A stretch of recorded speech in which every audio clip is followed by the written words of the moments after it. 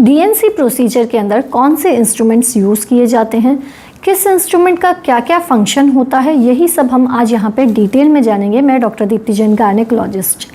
DNC एक बहुत ही commonly किया जाने वाला प्रोसीजर है। गायनिक और ऑब्स्टेट्रिक्स दोनों में ही डीएनसी बहुत कॉमनली किया जाता है।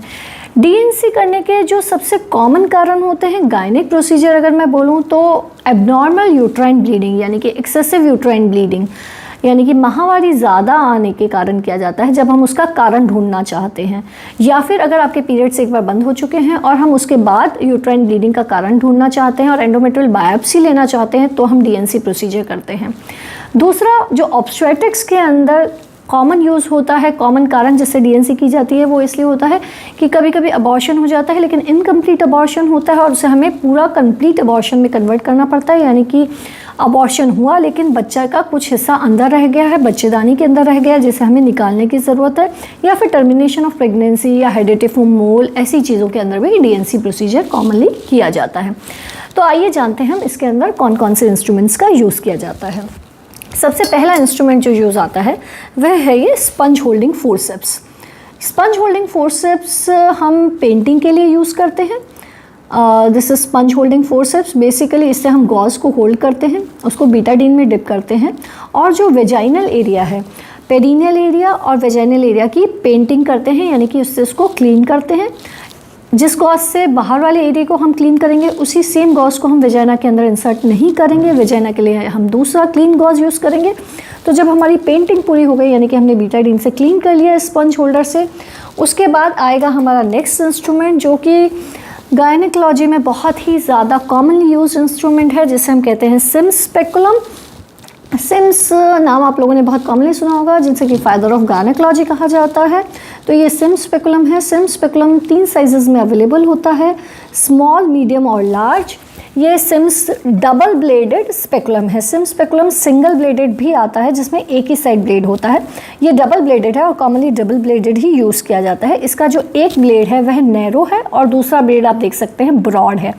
नैरो और ब्रॉड अलग अलग ब्लेड्स का फ़ायदा ये होता है जिससे हमें अलग अलग साइजेस मिल जाते हैं। अगर वेजाइना स्मॉलर है तो हम नैरो ब्लेड इंसर्ट करेंगे और बिगर है तो ब्रॉडर वाला यूज़ करेंगे। इसके अंदर आप देखेंगे जो बीच का हिस्सा है जिसे हम हैंडल कहते हैं, जो कि होल्ड करने के लिए होता है, ये भी कर्व है और इसके अंदर बीच में एक डिप्रेशन जैसा सा है। ये इसीलिए, ये जो पूरा आप देख रहे हैं डिप्रेशन जैसा सा है, वो इसलिए है कि जो वेजाइना से निकल के आने वाले लिक्विड्स हैं, ब्लड वगैरह जो भी है, वो इसमें से आराम से ड्रिल हो जाए ताकि वो इधर उधर ना गिरे। अगर आप देखेंगे कि ये जो ब्लेड्स हैं ये कर्व्ड हैं, शार्प एंड्स नहीं, कर्व्ड हैं। इनका कर्व्ड होने का जो मेजर एडवांटेज है वो ये है कि इससे वेजाइना वॉल का लेसरेशन कम होता है, यानी कि उसमें इंजरी कम होती है। तो सिम्स स्पेकुलम को हम सबसे पहले इस तरह से वेजाइना को रिट्रैक्ट करके इस तरह से एंटर करते हैं। उसके बाद हम इसको 90 डिग्री पे रोटेट करते हैं और इससे पोस्टीरियर वेजाइनल वॉल को डिप्रेस करते हैं, यानी कि पोस्टीरियर वेजाइनल वॉल हम नीचे की तरफ डिप्रेस करते हैं। उसके बाद आता है हमारा अगला इंस्ट्रूमेंट जिसे कि हम कहते हैं वल्सेलम। वल्सेलम सिंगल टूथ वल्सेलम भी होता है और मल्टी टूथ वल्सेलम भी होता है। यूजुअली डीएनसी में ये मल्टी टूथ वल्सेलम का यूज़ किया जाता है। ये देख सकते हैं आप, इसमें मल्टीपल टूथ्स हैं, कई टूथ्स हैं, इसलिए हम इसे मल्टीपल टूथ वल्सेलम कहते हैं। ये इसमें कैच है ताकि आप इसको अच्छे से होल्ड कर सकें। इससे हम यहाँ से एंटीरियर लिप ऑफ सर्विक्स को पकड़ते हैं, पकड़ के उसे हम एंटीरियरली रिट्रैक्ट करते हैं ताकि हमें जो बच्चेदानी का मुंह है, औस है, वो अच्छे से नज़र आए और हम हमारे नेक्स्ट प्रोसेस को आगे कर सकें। वल्सेलम से हम एंटीरियर लिप ऑफ सर्विक्स को होल्ड किया। उसके बाद आता है हमारा नेक्स्ट इंस्ट्रूमेंट यूट्राइन साउंड। ये यूट्राइन साउंड है। यूट्राइन साउंड पे अगर आप ध्यान से देखेंगे तो आपको मार्किंग्स नज़र आएंगी। ये मार्किंग्स का काम ये होता है कि इसको बच्चेदानी के अंदर एंटर करने के बाद हमें यूट्रस की लेंथ कितनी है उसके बारे में आइडिया लग जाता है। दूसरा, अगर आप यहाँ देखेंगे कि ये कर्व्ड है, ये स्ट्रेट नहीं है, यहाँ पे इसके कर्वेचर है। ये मेनली इससे हमें पता चलता है कि यूट्रस एंटीवर्टेड है या रेट्रोवर्टेड है। जब हम इसे इंसर्ट कर रहे हैं और अंदर जाने में इस तरह से जा रहा है, यानी कि हमारा यूट्रस एंटीवर्टेड है, और अगर इस तरह से हमें डालने की कोशिश करनी पड़ रही है, यानी कि जो यूट्रस है वह रेट्रोवर्टेड है। तो दूसरा इसका फंक्शन हुआ कि हमें ये पता चलता है कि यूट्रस एंटीवर्टेड यूट्रस है या रेट्रोवर्टेड यूट्रस है। और तीसरा काम जो ये यूट्राइन साउंड करता है ये है फर्स्ट ये डायलेटर की तरह भी काम करता है, यानी कि इससे जो इंटरनल लॉस है वो थोड़ा सा डायलेट हो जाता है। तो ये बेसिकली हमें यूट्राइन लेंथ जानने में मदद करता है, फर्स्ट डायलेटर की तरह काम करता है, और यूट्रस एंटीवर्टेड है या रेट्रोवर्टेड है वह जानने में मदद करता है। इसके बाद अगले हमारे जो इंस्ट्रूमेंट्स होते हैं वह होते हैं ये डायलेटर्स। ये एक सेट ऑफ डायलेटर्स होता है। देखिए इसमें से अगर आप एक आराम देखना चाहें तो इसमें यहाँ पास से देखेंगे तो ये डबल एंडेड है, यानी कि दोनों साइड्स इसकी फंक्शनल होती हैं, एक छोटी होती है एक बड़ी होती है। इसमें इंक्रीजिंग नंबर्स होते हैं, धीरे धीरे इसका साइज़ बड़ा होता जाता है। अगर आप ध्यान से देखेंगे तो आपको नंबर नज़र आएगा, ये 6 नंबर का डायलेटर है और दूसरी साइड में इसके 5 लिखा हुआ है। 5 एक साइड ये 5 के नंबर की तरह काम करेगा और ये 6 नंबर की तरह काम करेगा। तो आप पहले छोटा वाला इंसर्ट करेंगे फिर बड़े वाला इंसर्ट करेंगे। इसी तरह इंक्रीजिंग साइज ऑफ डायलेटर्स होते हैं, इसमें हम पहले नैरो वाला यानी छोटा वाला डालते हैं और फिर बड़ा वाला डालते हैं। जो ये नंबरिंग है ये इसका डायमीटर मिलीमीटर के अंदर बताता है, यानी कि अगर इसका नंबर ये 6 लिखा हुआ है यानी कि ये साइड का जो डायलेटर है उसकी 6 mm थिकनेस है। 5 का मतलब है कि इस साइड की थिकनेस जो है वो 5 mm है। इस सेट को हैगार सेट ऑफ डायलेटर्स कहते हैं। इसे हम इंटरनल लॉस को डायलेट करते हैं, ग्रेजुअली इंक्रीजिंग साइज़ के डायलेटर्स हम डालते हैं, और जब हमें जो रिक्वायर्ड डायमीटर है इंटरनल लॉस का वो जब हमें लगता है कि डायलेट हो गया है तो हम उसके बाद हमारा नेक्स्ट इंस्ट्रूमेंट डालते हैं। नेक्स्ट इंस्ट्रूमेंट के अंदर जो इंस्ट्रूमेंट यूज़ आता है हमारा वो होता है ओवम्स फोर्सेप्स। ये है ओवम्स फोर्सेप्स। ओवम्स फोर्सेप्स एक डिफरेंट टाइप का इंस्ट्रूमेंट होता है क्योंकि उसकी एक स्पेशलिटी होती है कि उसमें कोई भी कैच नहीं होता। आप यहाँ देखें, यहाँ ओवम्स फोर्सेप्स में कोई कैच नहीं है। ये इसलिए बनाया जाता है स्पेसिफिकली ताकि बाय चांस गलती से भी अगर हम यूट्रस की दीवार को पकड़ लें तो कोई यूट्रस में गलती से भी ट्रॉमा ना हो जाए, इंजरी ना हो जाए, इसलिए यहाँ पे इसमें कैच बना ही नहीं होता है।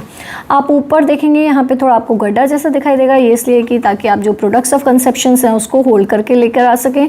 यहाँ पे आपको सेरेशंस नजर आएंगे, ये फिनिश, ये यहाँ पे लाइन सी बनी हुई है, यहाँ पे ये हॉलो है। ये इसलिए है ताकि जो कंसेप्टस है, जो अबॉर्टस आप निकाल रहे हैं वो क्रश ना हो, उसके लिए ये बना हुआ है। तो ये ओवम्स फोर्सेप्स है, इसके भी अलग अलग साइजेस आते हैं, small, medium, large, depending on कि कितना साइज़ है कंसेप्टस का, वह साइज़ यूज़ किया जाता है। इसके बाद हमारा जो नेक्स्ट इंस्ट्रूमेंट आता है वह होता है यूट्राइन क्यूरेट। ये यूट्राइन क्यूरेट है, इसके भी 2 एंड्स हैं, ये दोनों साइड से शार्प हो सकता है या एक साइड से शार्प और एक साइड से ब्लंट हो सकता है। ये वाला एक साइड से शार्प है और एक साइड से ब्लंट है। जो शार्प वाला होता है वह यूजुअली गायनिक प्रोसीजर्स के लिए यूज़ किया जाता है क्योंकि उसमें जो यूट्रस होता है वो रिलेटिवली हार्ड होता है, जबकि जो हमारे ऑब्स्टेट्रिक प्रोसीजर्स होते हैं उसमें यूट्रस काफ़ी सॉफ्ट होता है। तो हम लोग ब्लंट क्यूरेट का यूज़ करते हैं ताकि यूट्रस को किसी प्रकार की कोई इंजरी ना हो। ये भी अलग अलग साइजेस में अवेलेबल होता है, ये स्मॉल साइज़ है। आजकल डीएनसी प्रोसीजर की जगह सक्शन इवैक्यूएशन प्रोसीजर काफ़ी कॉमनली यूज्ड है। वो इसलिए होता है क्योंकि सक्शन इवैक्यूएशन में जो हम सक्शन कैनुला यूज़ करते हैं वो प्लास्टिक का बना होता है और ये डिस्पोजेबल होता है। अनदर थिंग कि इससे ट्रॉमा काफ़ी कम होता है। कार्मन्स कैनुला के नाम से इसीलिए मार्केट में अवेलेबल होते हैं। इसके भी अलग अलग साइजेस होते हैं, जैसे ये आप यह देख रहे हैं 7 नंबर का कार्मन्स कैनुला है, इसी प्रकार के अलग अलग नंबर के इंक्रीजिंग साइजेस के ये 8 नंबर का कार्मन्स कैनुला है। कार्मन्स कैनुला का साइज़ जितने वीक्स की प्रेगनेंसी होती है उसी हिसाब से यूज़ किया जाता है।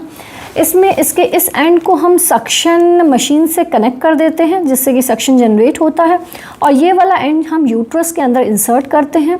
यूट्रस के अंदर इंसर्ट करने के बाद हम इसको बैकवर्ड और फ्रंट में भी मूव करते हैं और साथ में रोटेशनल मूवमेंट्स भी करते हैं जिससे कि जो भी प्रोडक्ट्स ऑफ कंसेप्शन होते हैं वो इसके अंदर सक होके आ जाते हैं। इसका ये वाला जो एंड है ये क्यूरेट की तरह भी काम करता है, इससे हम थोड़ा बहुत क्यूरेटिंग भी कर लेते हैं। क्योंकि ये प्लास्टिक का बना होता है इसमें ट्रॉमा की पॉसिबिलिटी कम होती है, इसलिए आजकल जो ऑब्स्टेट्रिक प्रोसीजर्स हैं यानी कि अबॉर्शन वाले जो प्रोसीजर्स हैं उनके अंदर ज़्यादा कॉमनली इस तरह के कार्मन्स कैनुला यूज़ किए जाते हैं इंस्टेड ऑफ हमारे टिपिकल जो ओवम्स फोर्सेप्स और क्यूरेट की जगह अब इन सक्शन कैनुलास ने ले ली है क्योंकि ये काफ़ी रिलेटिवली सेफ़र होते हैं। इसके अलावा आपको कोई भी कन्फ्यूजन हो डीएनसी प्रोसीजर के बारे में या उसके अंदर यूज़ किए जाने वाले इंस्ट्रूमेंट्स के बारे में तो आप डेफिनेटली कमेंट बॉक्स में लिख के हमसे पूछ सकते हैं और चैनल को सब्सक्राइब कीजिए। Thank you.